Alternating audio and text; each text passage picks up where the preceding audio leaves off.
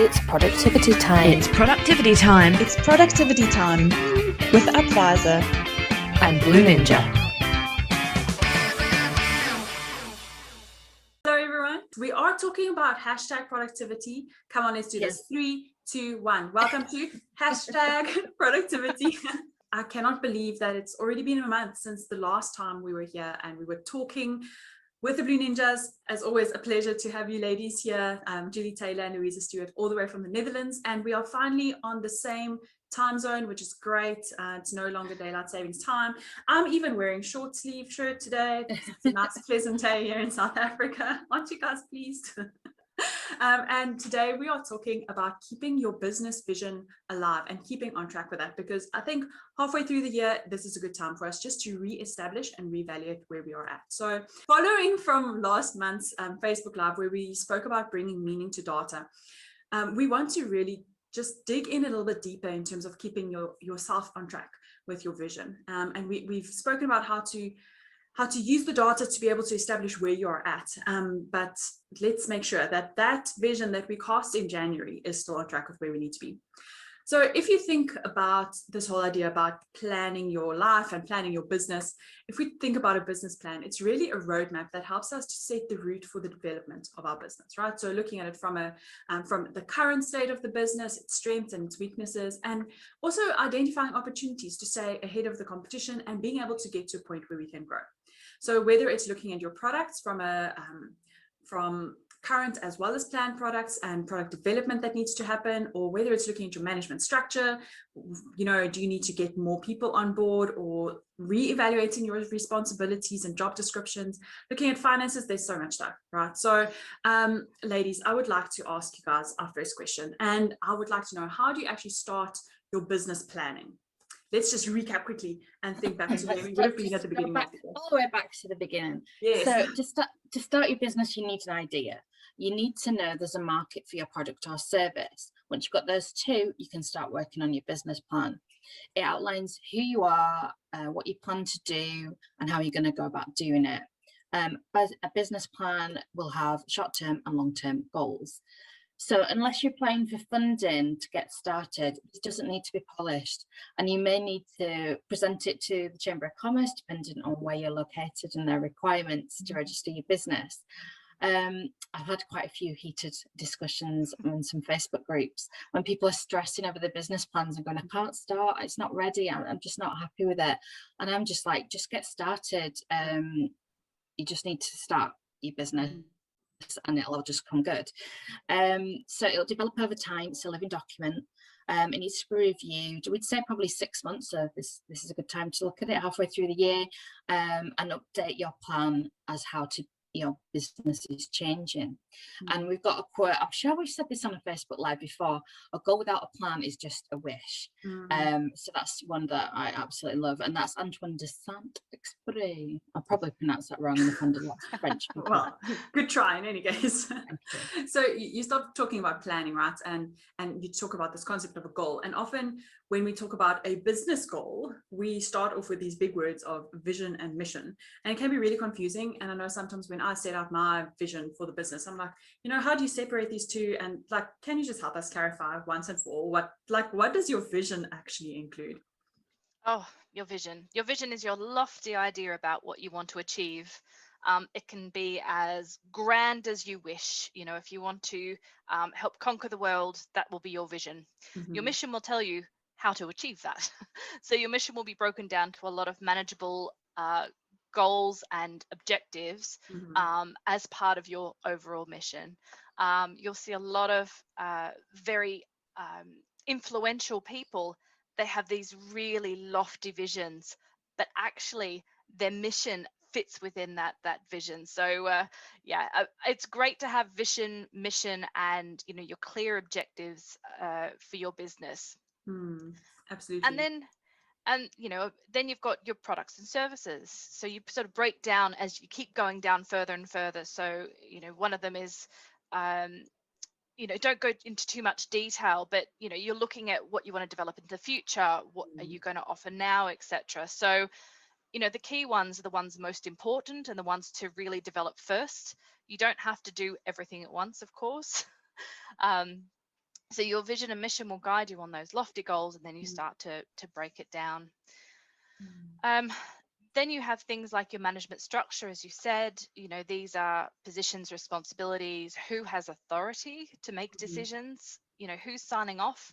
Often with companies that are growing quickly, decision, and it's really important to identify that at the start as well. And then as you're going through, you can reassess those points. Maybe the point is getting bottlenecked. That person is so overwhelmed by how much needs to be signed off and checked, etc., that they need help to make those decisions. And it happens. I mean, as you move along, your vision and mission, or your mission, can change. Your vision tends to be something that will be fixed, but your mission and your objectives will change. Absolutely. So you can outsource some of these functions as well. Things that we talk a lot about, SMART lists and SWOTs and etc. So if you're doing something like a SWOT, your strengths, weaknesses, opportunities, and threats, look at the weaknesses and work out, do you actually want to do those, or can you outsource them? So, I think accounting and finances are one of those areas that a lot of people aren't very comfortable with. So, can you tell us how important this is for your business? And mismanaging, finances can be a huge deal, can't it? Yeah, absolutely. And I think it ties very much in with this whole idea of failing to plan means that you're effectively planning to fail, right? And I think often with these vision, the mission, and even these objectives and the goals that we set for ourselves, we don't attach the monetary value to it. And as a result of that whole concept and of not planning our finances, we end up in a situation where we're really battling. So I think it's really important to make sure that you're starting off with some sort of financial plan, as well as your management strategy plan and your product development plan. So that is really what we would call a budget. And it's actually perfect that we are talking about this month, because we are addressing budgets coming up at the moment. So definitely something that we need to look at. And one of the important things that I've really found in terms of businesses not doing this part well has to do with having the plan, potentially like they've spent time developing this budget, but they don't track it, they don't stick to it, and then it basically means nothing, right? So if you have a plan, but you're not executing it, it's still actually setting yourself up for failure. So don't invest all of that time putting a budget together and just not do anything about it. So I think that is something that we all need to be more mindful of, whether it's in our personal capacity or within our business. But that financial plan really forms the core of the success of the business. But I know that there are other plans as well. So we've spoken about the product development plan, we've spoken about your management structure, finance plan, and Louisa, I think you have one more that you would like to share with us. Yes, the marketing plan. The big one. I mean, how will your business be marketed? What promotional budgets do you need? What target market are you approaching? What future plans do you have for expansion? All of these are elements that you need to be also thinking about. You probably won't have a budget when you start in any large sense. So, you can develop this over time. The key focus should be the website, logo, the way that people can find you and identify with you. You can display social proofs, testimonials, and build that trust. Yeah. It will take time to evolve and develop. But I think, if you're looking at maybe mid-year, and you're only just starting, you still should go back and review those elements. So it's really important. I'm just going to plug my headset in before it dies. I won't be a second. Go for it. Well, maybe Julie, we can carry on to the next question, because Louisa sort of started touching on it. And as we are sitting now in the middle of the year, I'm sure that lots has changed. I mean, COVID happened last year. We've maybe had a couple of additional waves that have come through, which has affected our business in a variety of different ways. So how do we cope with change, and how does this impact on the plans that we might have had? Yeah, so your business plan can't be set in stone. Things happen, such as the pandemic. Nobody thought about that in business books 5 years ago. Companies you work with, they might struggle and have to scale back. So guaranteed work and income just isn't there anymore. This is when you have to think outside the box, such as how Kristine and I met. We were networking online, found a joint passion for Excel. We're not direct competitors, not sure how we could help each other, so we ended up doing these monthly Facebook Lives. And we've done, and we were also doing guest blogs for each other on each other's sites to share knowledge and skills in each other's networks. So having open, honest, sometimes uncomfortable conversations can sometimes lead to opportunities.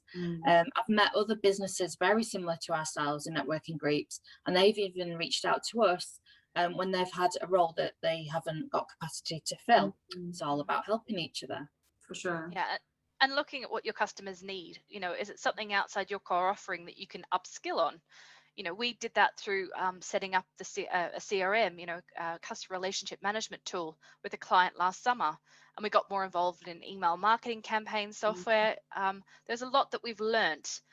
It wasn't necessarily that we had no grounding for understanding it, but there's a lot of specific elements to different pieces of software.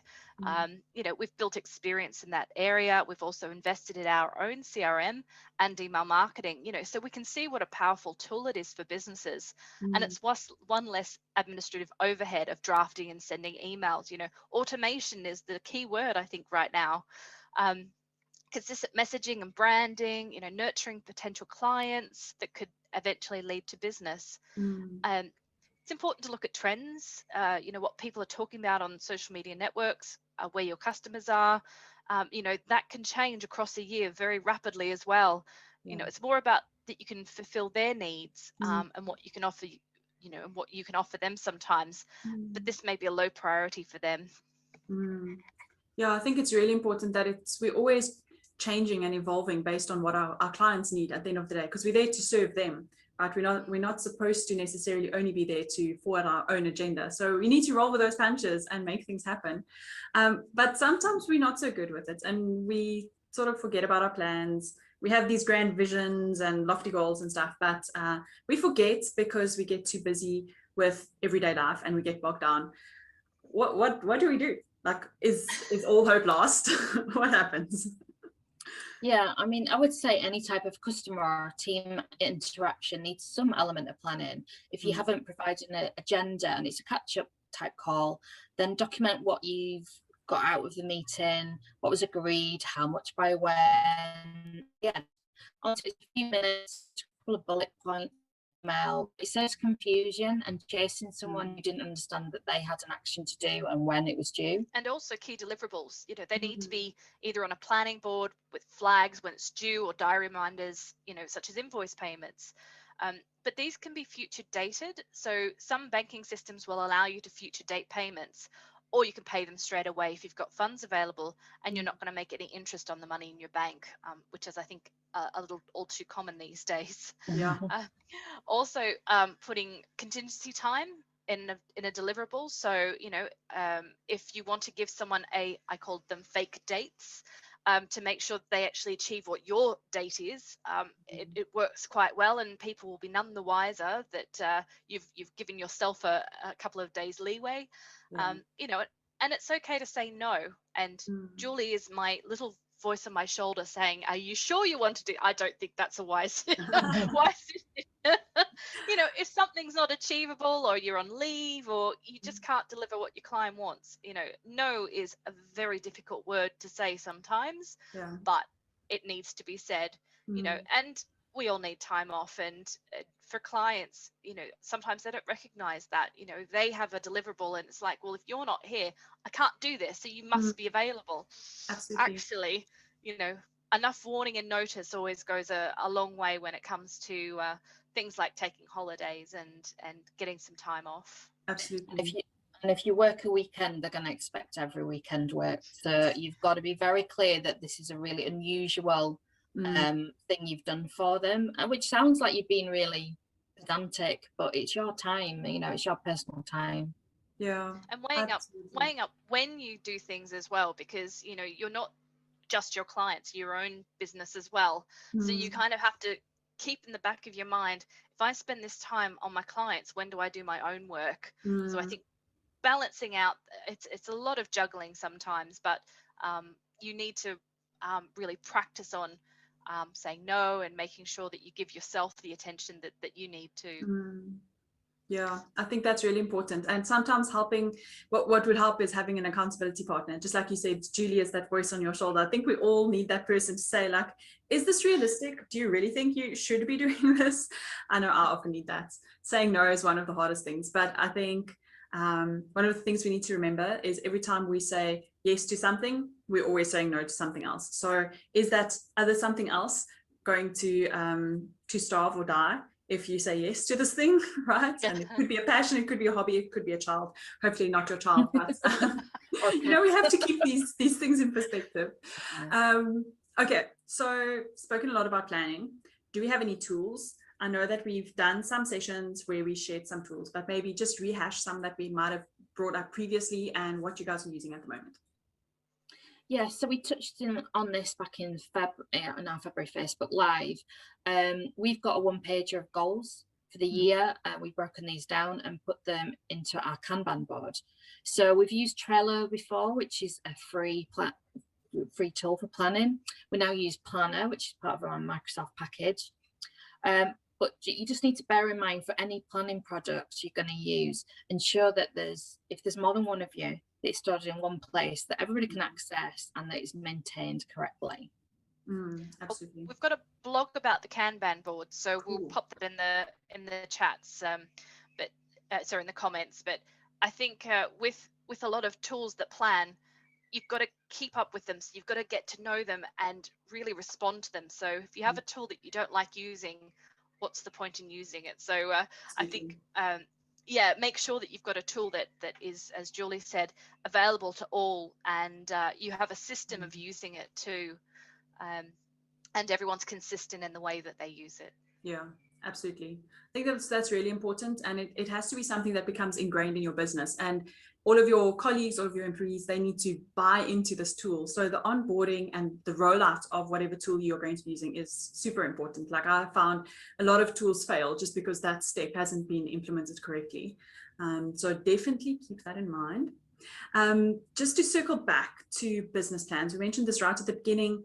I just wanted to address the elephant in the room because I know a lot of businesses do not have business plans, and maybe that's not where you need to start off with. But if you're getting to the point where you need to get some funding or investors on board, and you are battling with your financial projections, because that's a reality that a lot of us face, then you are welcome to get in touch with us. That is one of the services that we offer to help you value your business and to be able to do a longer term forecast than just for the first year, which most people will stop at. So get in touch with that. I think it's a good idea for any business to make sure that you're planning for much further than just the 1 year, even though as you go past 1 year, it becomes a little bit harder to see into the future. But again, it's just important to have that plan, the product development in place, figuring out the employees you need, and really it just pulls everything together of what we've already said today.